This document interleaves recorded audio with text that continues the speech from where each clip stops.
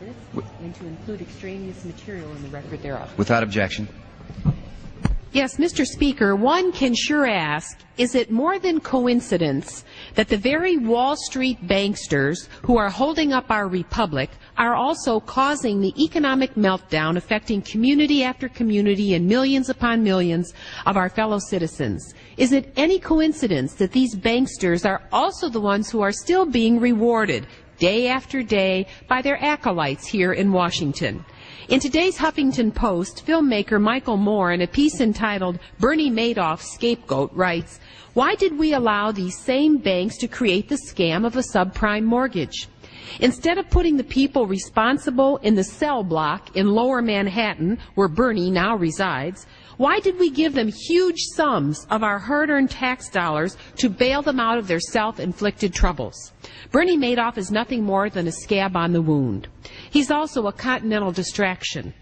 Where's the photo on the list of the ex-chairman of AIG, or Merrill Lynch, or Citigroup, or J.P. Morgan Chase, or Goldman Sachs, or Bank of America, and the list goes on? Michael Moore is exactly right.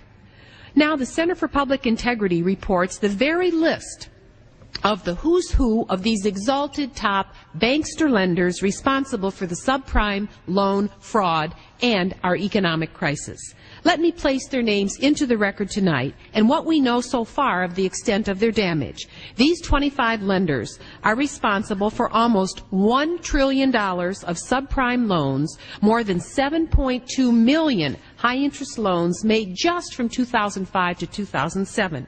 Together, these companies account for about 72% of the high-price loans reported to the government at the peak of the subprime market.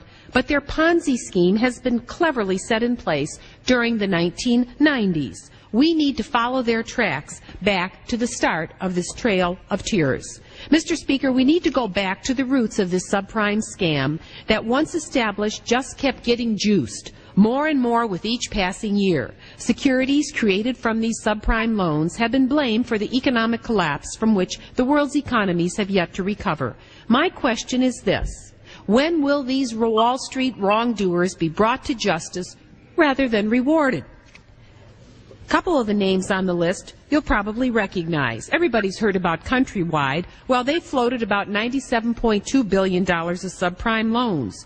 Chase Home Financial, J.P. Morgan Chase, well, they floated about $30 billion. Citi Financial, Citigroup, they floated $26.3 billion that we know of.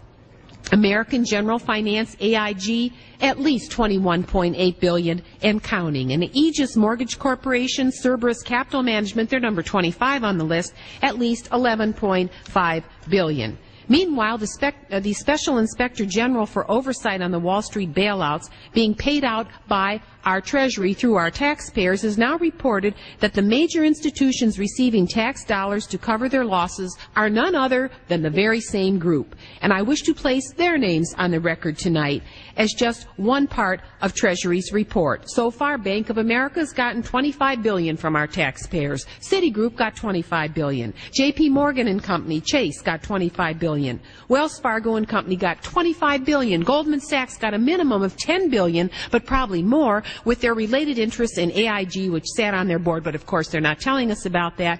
They got AIG over $70 billion. The amounts are staggering.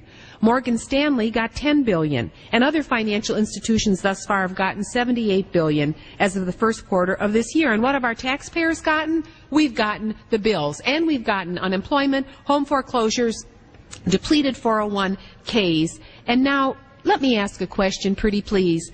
Can Bank of America or Goldman Sachs or J.P. Morgan or Citigroup or Wells Fargo or Morgan Stanley tell us what they've spent the money on?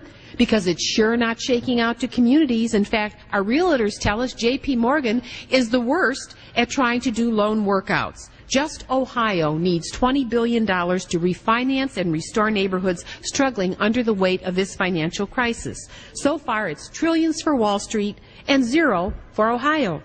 What's fair about that? What's just about that? It's truly a crying shame.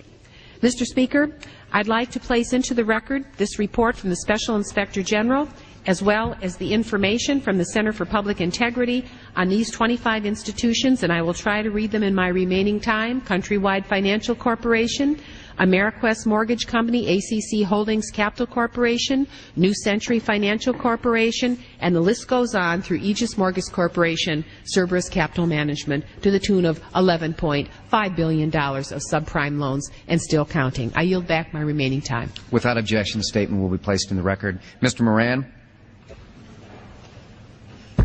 He's not here. Mr. McHenry? Mr. Braley? Mr. Jordan?